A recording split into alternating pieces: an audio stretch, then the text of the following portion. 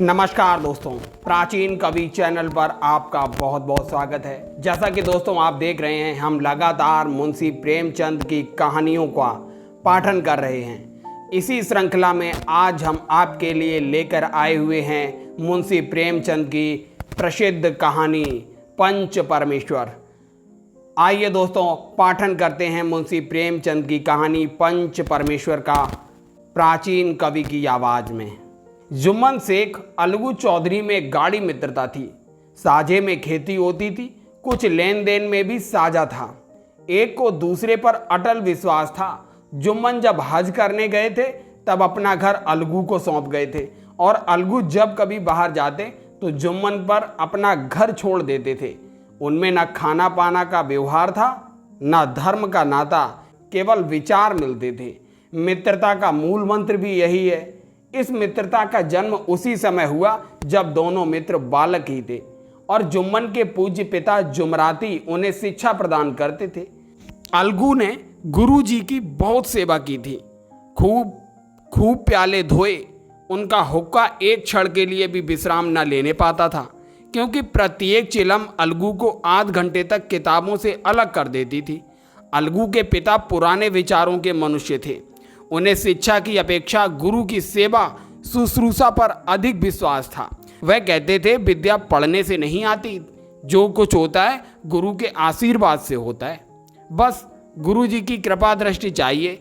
अतएव यदि अलगू पर जुमराती शेख के आशीर्वाद अथवा सत्संग का कुछ फल ना हुआ तो यह मानकर संतोष कर लेना कि विद्या पार्जन में मैंने यथाशक्ति कोई बात उठा नहीं रखी। विद्या उसके भाग्य में थी नहीं तो कैसे आती। मगर जुमराती शेख स्वयं आशीर्वाद के कायल न थे। उन्हें अपने सोटे पर अधिक भरोसा था और उसी सोटे के प्रसाद से आज आसपास के गांव में जुम्मन की पूजा होती थी। उनके लिखे हुए रहननामे या बैनामे पर कचहरी का मुहर्रिर भी कदम न उठा सकता था। हल्के का डाकिया, कांस्टेबल और तहसील का चपरासी सब उनकी कृपा की आकांक्षा रखते थे। अतएव अलगू का मान उनके धन के कारण था, तो जुम्मन शेख अपनी अनमोल विद्या से ही सबके आदर पात्र बने थे। जुम्मन शेख की एक बूढ़ी खाला थी। उसके पास कुछ थोड़ी सी मिल्कियत थी, परंतु उसके निकट संबंधियों में कोई न था। जुम्मन ने लंबे चौड़े वादे करके वह मिल्कियत अपने नाम लिखवा ली थी। जब एक दान पत्र की रजिस्ट्री ना हुई थी तब तक वह खाला जान का खूब आदर सत्कार किया करता था।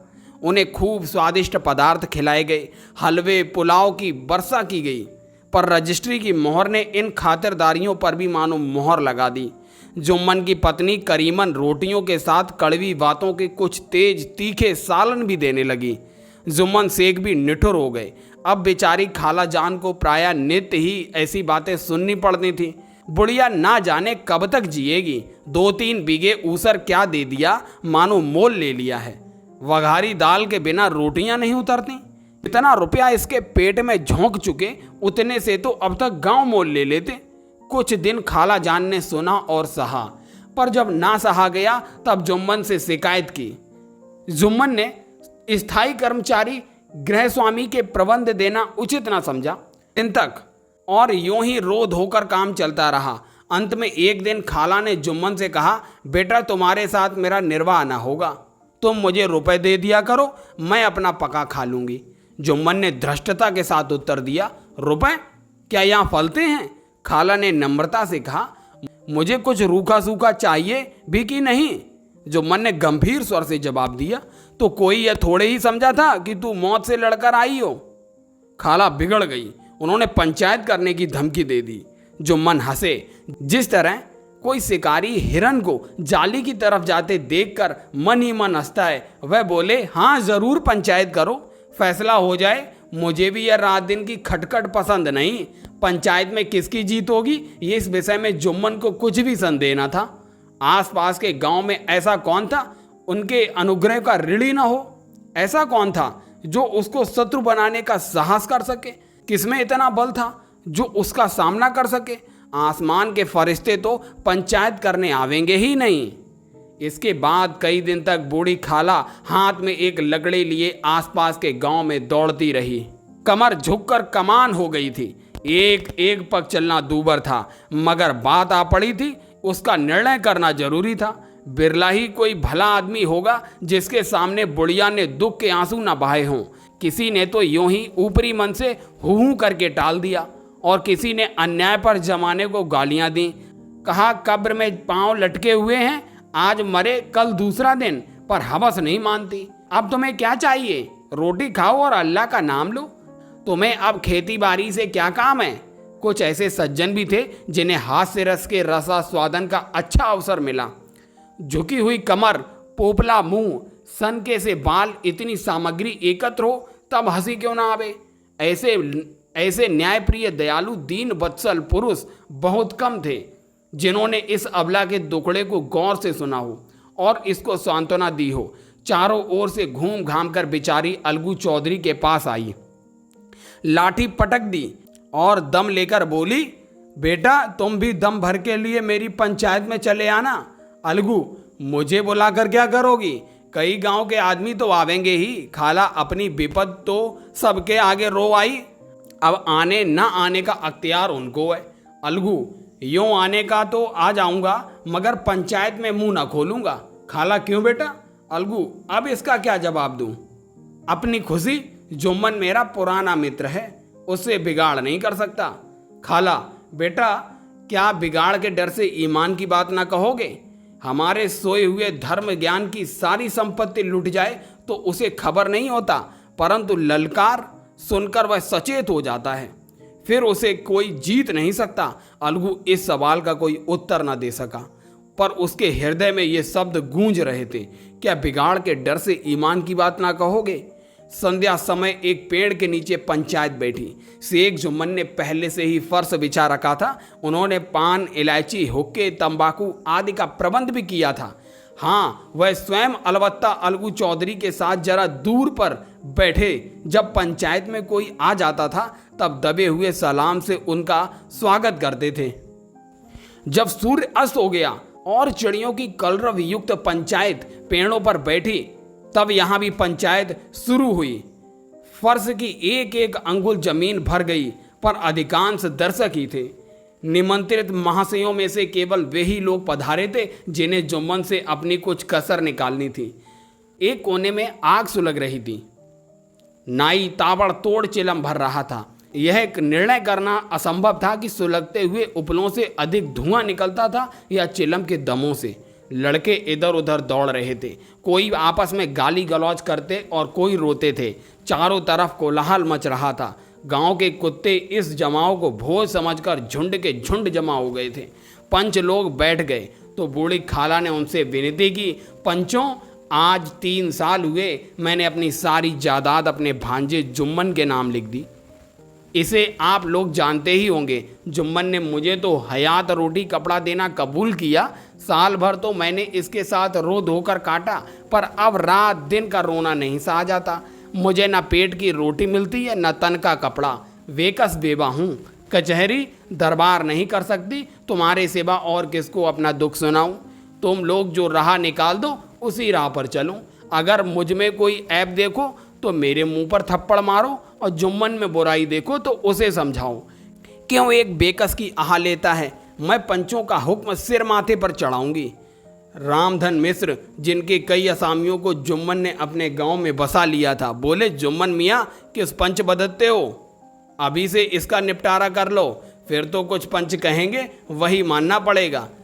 जुम्मन को इस समय सदस्यों में विशेषकर वे ही लोग दीख पड़े जिनसे किसी न किसी कारण उसका वैमनस्य था। जुम्मन बोले, पंचों का हुक्म अल्लाह का हुक्म है। खाला जान जिसे चाहें उसे बदें, मुझे कोई उज्र नहीं। खाला ने चिल्लाकर कहा, अरे अल्लाह के बंदे, पंचों का नाम क्यों नहीं बता देता? कुछ मुझे भी तो मालूम हो। जुम्मन ने क्रोध से कहा, इस वक्त मेरा मुंह न खुलवाओ, तुम्हारी बन पड़ी है, जिसे चाहो पंच बदो। खाला जान जुम्मन के आक्षेप को समझ गई। वह बोली, बेटा खुदा से डरो, पंच न किसी के दोस्त हैं न किसी के दुश्मन। कैसी बात कहते हो? और तुम्हारा किसी पर विश्वास ना हो तो जाने दो। अलगू चौधरी को तो मानते हो, लो मैं उन्हीं को सरपंच बदती हूँ। जुम्मन शेख आनंद से फूल उठे, परंतु भावों का छिपा कर बोले, अलगू ही सही, मेरे लिए जैसे रामधन वैसे अलगू। अलगू इस झमेले में फंसना नहीं चाहते थे। वे कन्नी काटने लगे। बोले, खाला तुम जानती हो कि मेरी जुम्मन से गाढ़ी दोस्ती है। खाला ने गंभीर स्वर में कहा, बेटा दोस्ती के लिए कोई अपना ईमान नहीं बेचता। पंच के दिल में खुदा बसता है। पंचों के मुंह से जो बात निकलती है वह खुदा की तरफ से निकलती है। अलगू चौधरी सरपंच हुए। रामधन मिश्र और जुम्मन के दूसरे विरोधियों ने बुढ़िया को मन में बहुत कोसा। अलगू चौधरी बोले, शेख जुम्मन, हम और तुम पुराने दोस्त हैं। जब काम पड़ा तुमने हमारी मदद की और हम भी जो कुछ बन पड़ा तुम्हारी सेवा करते रहे हैं। मगर इस समय तुम और बूढ़ी खाला दोनों हमारी निगाह में बराबर हो। तुमको पंचों से जो कुछ अर्ज करनी है करो। जुम्मन को पूरा विश्वास था कि अब बाजी मेरी है। अलगू यह सब दिखावे की बातें कर रहा है, अतएव शांत चित्त होकर बोले, पंचों 3 साल हुए खाला जान ने अपनी जायदाद मेरे नाम हिब्बा कर दी थी। मैंने उन्हें ताहयात से खाना कपड़ा देना कबूल किया था। खुदा गवाह है, आज तक मैंने खाला जान को कोई तकलीफ़ नहीं दी। मैं उन्हें अपनी माँ के समान समझता हूँ। उनकी खिदमत करना मेरा फ़र्ज है। मगर औरतों में ज़रा अनबन रहती है, उसमें मेरा क्या बस है। खाला जान मुझसे माहवार खर्च अलग मांगती है। जायदाद जितनी है वह पंचों से छिपी नहीं है। उससे इतना मुनाफा नहीं होता कि माहवार खर्च दे सकूं। इसके अलावा हिब्बा नामे में माहवार खर्च कोई जिक्र नहीं है, तो मैं भूल कर भी इस झमेले में ना पड़ता। बस मुझे यही कहना है, आइंदा पंचों का अख्तियार है, जो फैसला चाहें करें। अलगू चौधरी को हमेशा कचहरी में काम पड़ता था, अतः वह पूरा कानूनी आदमी था। उसने जुम्मन से जिरह शुरू की। एक एक प्रश्न जुम्मन के हृदय पर हथौड़ी की चोट की तरह पड़ता था। रामधन मिश्र इस प्रश्नों पर मुग्ध हुए जाते थे। जुम्मन चकित थे कि अलगू को क्या हो गया है। अभी यह अलगू मेरे साथ बैठा हुआ कैसी कैसी बातें कर रहा था, इतनी ही देर में ऐसी काया पलट हो गई कि मेरी जड़ें खोदने पर तुला हुआ है। ना मालूम कब की कसर यह निकाल रहा है। क्या इतने दिनों की दोस्ती कुछ भी काम ना आवेगी। जुम्मन शेख तो इसी संकल्प विकल्प में पड़े हुए थे कि इतने में अलगू ने फैसला सुनाया। जुम्मन शेख, पंचों ने इस मामले पर विचार किया। उन्हें यह नीति संगत मालूम होता है कि खाला जान को माहवार खर्च दिया जाए। हमारा विचार है कि खाला की जायदाद से इतना मुनाफा अवश्य होता है कि माहवार खर्च दिया जा सके। बस यही हमारा फैसला है। अगर जुम्मन को खर्च देना मंजूर ना हो तो हिब्बानामा रद्द समझा जाएगा। यह फैसला सुनते ही जुम्मन सन्नाटे में आ गया। जो अपना मित्र हो वह शत्रु का व्यवहार करे और गले पर छुरी फेरे, इसे समय के हेर फेर के सिवा और क्या कहें। जिस पर पूरा भरोसा था उसने समय पड़ने पर धोखा दिया। ऐसे ही अवसरों पर झूठे सच्चे मित्रों की परीक्षा की जाती है। यही कलयुग की दोस्ती है। अगर ऐसी कपटी धोखेबाज ना होते तो देश में आपत्तियों का प्रकोप क्यों होता।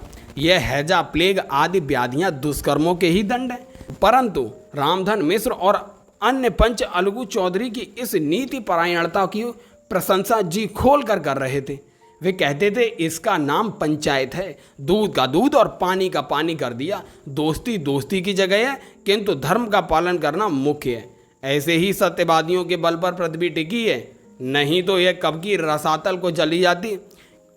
इस फैसले ने अलगू और जुम्मन की दोस्ती की जड़ें हिला दी। अब वे साथ साथ बातें करते नहीं दिखाई देते। इतना पुराना मित्रता रूपी वृक्ष सत्य का एक झोंका भी नहीं सह सका। सचमुच यह बालू की जमीन पर खड़ा था। उनमें अब शिष्टाचार का अधिक व्यवहार होने लगा। एक दूसरे की आवभगत ज्यादा करने लगा। वे मिलते जुलते थे, मगर उसी तरह जैसे तलवार से ढाल मिलती है। जुम्मन के चित्त में मित्र की कुटिलता आंटों पहर खटका करती थी। उसे हर घड़ी यही चिंता रहती थी कि किसी तरह बदला लेने का अवसर मिले। अच्छे कर्मों की सिद्धि में बड़ी देर लगती है, पर बुरे कामों की सिद्धि में यह बात नहीं होती। जुम्मन को भी बदला लेने का अवसर जल्द ही मिल गया। पिछले साल अलगू चौधरी बटेसर से बैलों की एक बहुत अच्छी गोई मोल लाए थे। बैल पछाई जाति के सुंदर बड़े बड़े सींग वाले थे। महीनों तक आसपास के गांव के लोग दर्शन करते रहे। दैव योग से जुम्मन की पंचायत के 1 महीने के बाद ही इस जोड़ी का एक बैल मर गया। जुम्मन ने दोस्तों से कहा, यह बैल दगाबाजी की सजा है। इंसान सब्र भले ही कर जाए, पर खुदा नेक वध सब देखता है। अलगू को संदेह हुआ कि जुम्मन ने बैल को विष दिला दिया है। चौधराइन ने भी जुम्मन पर ही इस दुर्घटना का दोषारोपण किया। उसने कहा, जुम्मन ने कुछ कर करा दिया है। चौधराइन और करीमन में इस विषय पर एक दिन खूब ही वाद विवाद हुआ। दोनों देवियों ने शब्द बाहुल्य की नदी बहा दी। व्यंग्य, वक्तोक्ति, अन्योक्ति और उपमा आदि अलंकारों में बातें हुई। जुम्मन ने किसी तरह शांति स्थापित की। उन्होंने अपनी पत्नी को डांट डपट कर समझा दिया। वह उसे उस रणभूमि से हटा भी ले गए। उधर अलगू चौधरी ने समझाने बुझाने का काम अपने तर्कपूर्ण सोटों से किया। अब अकेला बैल किस काम का? उसका जोड़ बहुत ढूंढ गया पर ना मिला। निदान यह सलाह ठहरी कि इसे बेच डालिए। गांव में एक समझू साहू थे। गांव के गुड़ घी लाद कर मंडी ले जाते, मंडी से तेल नमक भर लाते और गांव में बेचते। इस बैल पर उनका मन लहराया। उन्होंने सोचा यह बैल अगर हाथ लग जाए तो दिन भर में बेखटक 3 खेप हो जाएं। आजकल तो एक ही खेप में लाले पड़े रहते हैं। बैल देखा, गाड़ी में दौड़ाया, बाल भौरी की पहचान कराई, मोल तोल किया और उसे लाकर द्वार पर बांध ही दिया। 1 महीने में दाम चुकाने का वादा ठहरा। चौधरी को भी गरज थी, घाटे की परवाह न की। समझू साहू ने नया बैल पाया तो लगे उसे रगेदने। वह दिन में 3-3, 4-4 खेपें करने लगे। ना चारे की फिक्र थी ना पानी की, बस खेपों में काम था। मंडी ले गए, वहाँ कुछ सूखा भूसा सामने डाल दिया। बेचारा जानवर अभी दम भी ना लेने पाया था कि फिर जोत दिया। अलगू चौधरी के घर था तो चैन की बंसी बजती थी। बैलराम छठे छमाए कभी बहली में जोते जाते थे। खूब उछलते कूदते और कोसों तक दौड़ते चले जाते थे। वहां बैलराम का रातिब था। साफ पानी, दली हुई अरहर की दाल और भूसे के साथ खली, और नहीं कभी कभी घी का स्वाद भी चखने को मिल जाता था। शाम सवेरे एक आदमी खरहरे करता, पोंछता और सहलाता था। कहाँ वह सुख चैन और कहाँ यह 8 पहर की कहीं खपत। महीने भर में वह पिस सा गया। इक्के का यह जुआ देखते ही उसका लहू सूख जाता था। एक एक पग चलना दूभर था, हड्डियां निकल आई थीं, पर वह था पानीदार, मार की बर्दाश्त न थी। एक दिन चौथी खेप में साहू जी ने दूना बोझ लादा। दिन भर का थका जानकर पैर न उठते थे, पर साहू जी कोड़े पटकारने लगे। बस फिर क्या था, बैल कलेजा तोड़ के चला। कुछ दूर दौड़ा और चाहा कि जरा दम ले लूं, पर साहू जी को जल्द पहुंचने की फिक्र थी। अतएव उन्होंने कई कोड़े बड़ी निर्दयता से फटकारे। बैल ने एक बार फिर जोर लगाया, पर अब की बार शक्ति ने जवाब दे दिया। वह धरती पर गिर पड़ा और ऐसा गिरा कि फिर न उठा। साहू जी ने बहुत पीटा, टांग फटकार कर खींचा, नाथनों में लकड़ी ठूंस दी, पर कहीं मृतक भी उठ सकता है।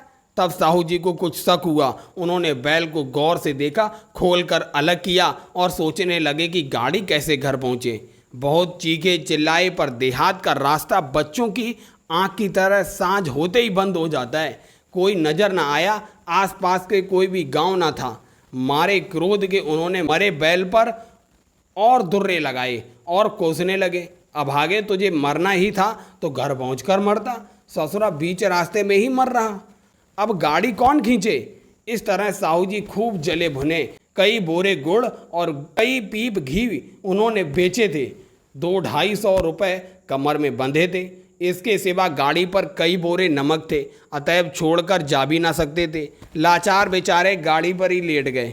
वहीं रथ जगह करने की ठान ली। चिलम फिर हुक्का पिया।